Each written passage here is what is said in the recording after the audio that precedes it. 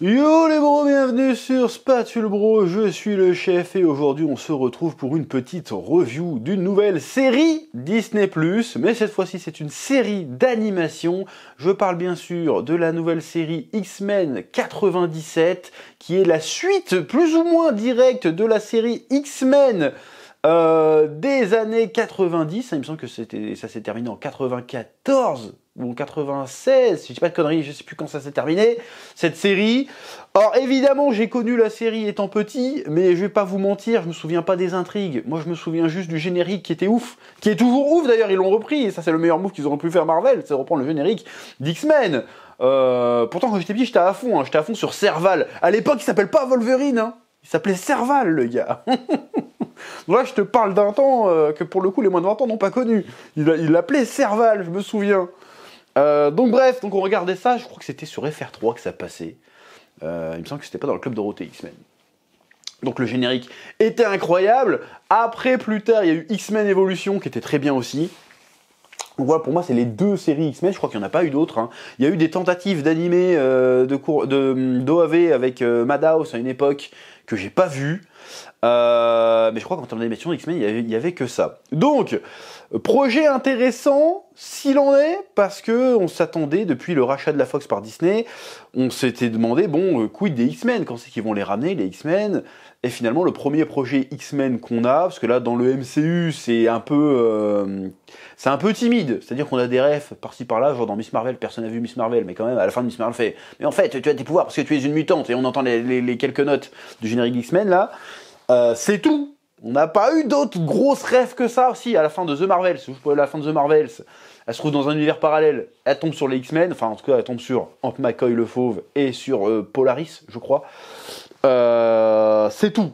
Si, on a eu aussi des références X-Men dans un autre univers, encore une fois, dans Doctor Strange, Multiverse of Madness, mais c'est tout. On n'avait pas de, vas-y, c'est quand qu'il y a les X-Men dans le MCU, quoi. Les vrais X-Men, je veux dire, les X-Men. Bon. Et le premier projet, véritable projet qu'on voit autour des X-Men, et d'ailleurs un des premiers qui a été annoncé, il me semble, si ma mémoire est bonne, c'était cette série X-Men 97 qui reprendrait la suite de la série des années 90 qui est clairement culte. Voilà, on va pas se mentir. Après, moi, quand je regardais ça, j'avais 5 ans, gros, je me souviens plus de toutes les intrigues, bien évidemment. Mais je me souviens que c'était stylé, notamment le générique qui avait été fait au Japon à l'époque, je crois. Mais je crois que c'était que le générique, hein. Le reste de l'animation était éclataxe, mais c'était cool quand même parce que c'était les X-Men. Et je crois ne pas me tromper en disant que les années 90, c'était un peu l'âge d'or des X-Men. Que ce soit à la télé ou que ce soit en comics. Parce qu'il me semble que dans les années 90, l'équipe qui s'occupait des X-Men, c'était Claremont et Jim Lee, je crois, si je dis pas de conneries.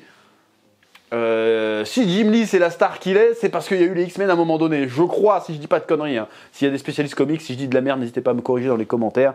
Donc c'était le pic, l'âge d'or des X-Men, avec l'équipe de base. Bon, je sais pas, Colossus, je pense qu'il était dedans, mais là il était pas dedans. Avec Rogue, évidemment, Cyclope, Jean Grey, Wolverine, Gambit, Jubilee, et je sais plus qui y avait d'autres dans l'équipe, mais en tout cas, Tornade, évidemment.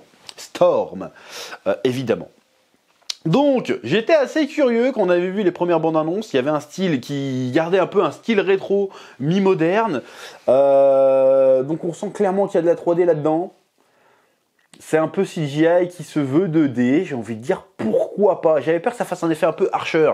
J'ai jamais pu blairer Archer. Voilà, je vous le dis, c'est pas drôle. J'aime pas, c'est pas mon humour. Bon, bref, je vais me faire insulter. Oh, t'aimes pas Archer? Je crois que t'es un homme de goût. Ta gueule, c'est pas drôle, Archer. Bref. Et donc. J'avais peur que ça fasse un peu ça, que ça fasse un peu rigide, que ça fasse un peu statique. Force est de constater que l'animation est pas trop mal. Alors je peux comprendre qu'on ait des réticences sur ce style. J'ai vu qu'il y en a qui étaient ouais, on perd le charme des années 90, mais l'animation des années 90 était dégueulasse, faut arrêter, elle était dégueulasse. Moi je préfère avoir ça qu'un truc qui bouge sur 3 frames en mode voilà. Donc là il y a une espèce de recherche esthétique assez sympathique. Il faut s'y faire un petit peu quand même parce qu'il y a un moment d'adaptation. Mais une fois qu'on s'y fait, parce que l'épisode est assez long, hein, le premier, je parle que du premier épisode aujourd'hui. Ils ont sorti les 2 premiers, mais j'ai regardé que le premier pour l'instant. Il faut s'y faire un petit peu, mais au bout de 5-10 minutes, t'es dedans et ça passe plutôt bien. Voilà, donc visuellement, c'est assez réussi. Il y a des séquences d'action assez stylées. Il y a même des moments où tu vois très bien qu'ils ont été lorgnés du côté de la Japanimation. Il y a des moves, il y a des mouvements de caméra. Tu te dis, bon, ça, c'est pas des cartoons des années 90 de l'époque. Ça, c'est vraiment, ils ont été voir du côté du Japon pour ce genre de scène. Et franchement, c'est plutôt stylé. Hein. Visuellement, moi, ça m'a plutôt séduit. Maintenant, niveau scénario, encore une fois, moi, la série, ça date sa mère, mais le premier épisode est suffisamment bien fait pour qu'on comprenne ce qui s'est passé. Voilà, on comprend qu'avant, il y avait un méchant qui crée des sentinelles. Bon, ça, après, c'est comme, tu connais pas Dragon Ball, mais tu sais qui c'est Freezer, tu vois. Donc, t'as quand même une base, normalement, sur les X-Men. Même si malheureusement aujourd'hui c'est plutôt les films où on voit très peu les sentinelles, il n'y a que dans Deus Ex Future Past qu'il y a les sentinelles vite fait, et encore rien à voir avec le comics. Enfin bref. Donc, il y a un mec, Bolivar Trask, qui fabrique des sentinelles. Le gars a disparu, il le retrouve pas. A priori maintenant les mutants sont acceptés dans la société. Charles Xavier est mort en se faisant buter par un gars, du coup ça a changé l'opinion publique qui veulent protéger les mutants et qui veulent les accepter dans la société. A priori tout va bien dans le meilleur des mondes, mais il y a toujours des factions anti-mutantes qui existent, qui essaient de capturer des mutants, on ne sait pas trop pourquoi d'ailleurs, et qui continuent à fabriquer de l'armement anti-mutant, et notamment a priori des sentinelles. Donc Scott, Cyclope, qui est un personnage qui a d'ailleurs été extrêmement maltraité dans les films live X-Men. Hein, on se rappelle d'X-Men 3, comment il a été traité. C'était un scandale. Hein. Normalement, Scott, c'est The Man, tu vois, c'est le boss du game. Ok, son pouvoir est un peu éclataxe. Voilà, je tire des lasers avec mes yeux, bon, on s'en fout, tu vois. Mais le personnage, c'est un leader, il est stylé, il est charismatique, il est super intelligent, il est retors, il hésite pas à faire des coups de pute quand il faut faire des coups de pute. C'est pas Charles Xavier, il est un peu gentil. Il s'appelle Charles Xavier, mais tu pouvais l'appeler Charles Ingalls, en fait. Le gars était trop gentil. Scott, c'est pas ça. Scott, il est dans un autre délire, normalement. S'il faut buter des gars, il en a rien à branler. S'il faut empoisonner des gens ou faire des dingueries, vas-y, on va faire des dingueries, y a pas de problème. C'est ça que j'aime bien dans le personnage de Scott. Évidemment, il est de retour, là on a le vrai Cyclope, c'est-à-dire que le gars c'est le boss. Alors ça veut pas dire qu'il est invincible ou que c'est le meilleur, mais voilà, le gars il guide l'équipe, quitte à se faire un peu détester. J'aime bien, le personnage porte l'équipe, porte la série, pour le coup, porte le premier épisode, et ça c'est cool. Évidemment, bon il y a un que je trouve un peu en retrait, c'est Wolverine. Évidemment qui se frite avec Scott, ça rend des bons, tu sens qu'il simpe un peu sur Jean Grey. J'ai envie de dire putain Wolverine t'es un putain de cuck, arrête. Surtout que là, la série a l'air quand même beaucoup plus mature que la série des années 90. Que je rappelle, la série des années 90, c'est quand même pour les gamins et pour vendre des jouets. Donc, il n'y avait pas de... Évidemment, il y a toujours la thématique de la ségrégation, du racisme, de l'exclusion et de la tolérance et tout ce que tu veux. Mais on était quand même sur une série pour enfants. Là, tu sens que ça vise un peu plus ado-adulte. Il n'y a pas de grosses scènes violentes et de grosses scènes de cul. Mais tu sens qu'il y a des thématiques quand même. Un gamin peut regarder.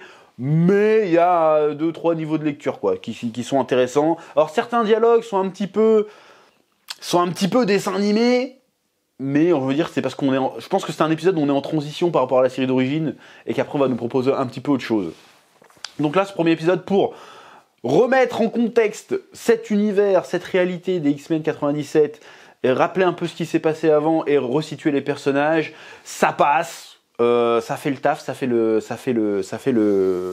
café. On introduit un nouveau mutant qui n'était pas dans la série d'origine, mais qui est très connu dans les comics, qui s'appelle, je crois que c'est Polaris, non c'est pas Solaris, un truc comme ça. C'est un mec qui se transforme en une espèce de soleil noir là. J'ai oublié son nom, mais je sais qu'il existe. Et il me semble qu'après il est dans les New Mutants celui-là. Si je dis pas de conneries. Encore une fois, je suis pas un spécialiste X-Men. Très vieille ref. Bref, donc il y a ce mec là, on sait pas trop pourquoi on veut le kidnapper d'ailleurs à la base.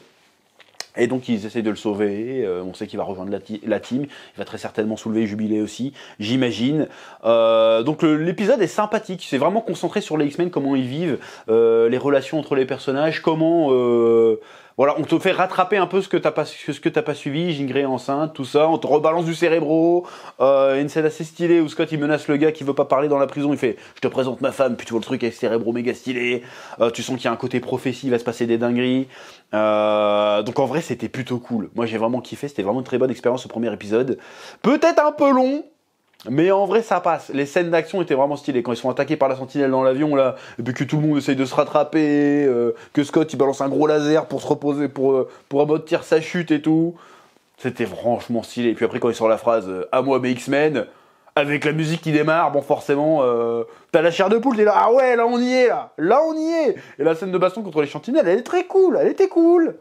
Franchement, elle était cool. Le combo Gambit Wolverine,